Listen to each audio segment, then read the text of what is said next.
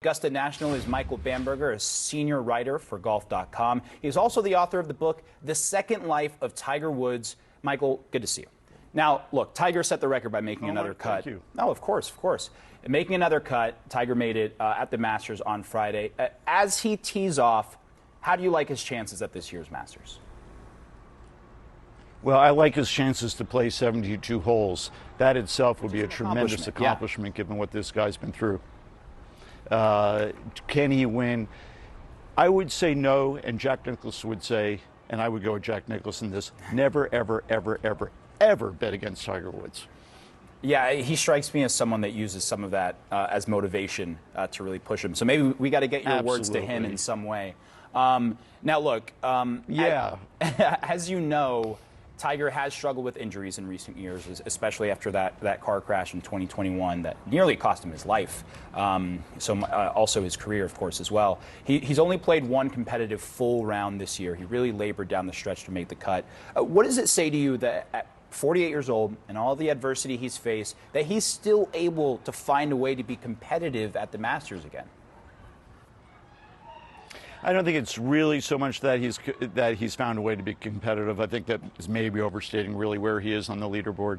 I think what we're really seeing here is an indomitable, relentless spirit that this guy has, where there's absolutely no quit in him.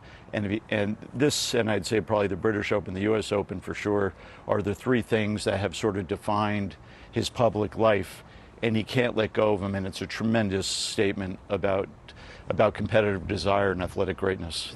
Actually, golf has never seen anything remotely like it.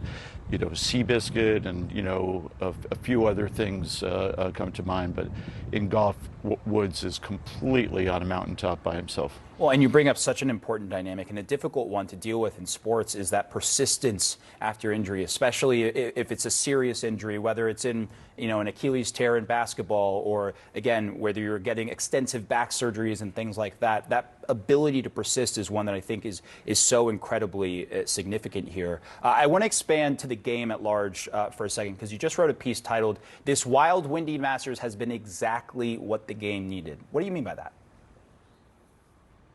Well, golf is in a very, for those who follow the game closely, they'll know this, but others would not.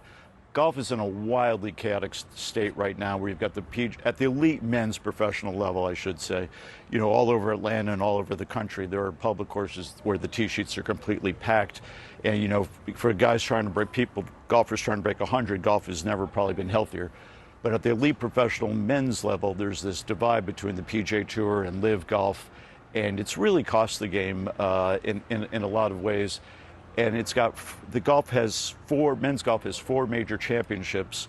And this Masters tournament is bringing everybody together in a kind of peaceful spirit. And it's sort of like Thanksgiving dinner, where, you've got crazy Uncle Al and he can't get his pronouns straight and the turkey's a little dry. But the fact is, you've got everybody under one roof doing the same thing. At the end of the day, someone's going to get this green jacket. And for a weekend anyway, this is simplifying it, but for a weekend anyway, we can actually just enjoy spectacular golf on a really spectacularly beautiful place and put golf's civil war aside. Yeah. And look, misery loves company. So when the conditions haven't been great, I've got to imagine that it just brings people a little bit together, even though some people, not to name names, have been a little bit more frustrated than others with the conditions. But that's a whole separate discussion we can get into. I got to leave it there for now, though. Michael Bamberger, thank you so much. Really appreciate you being here. I should be out there. It looks amazing out there right now. Thanks, Omar. It's a nice place to be.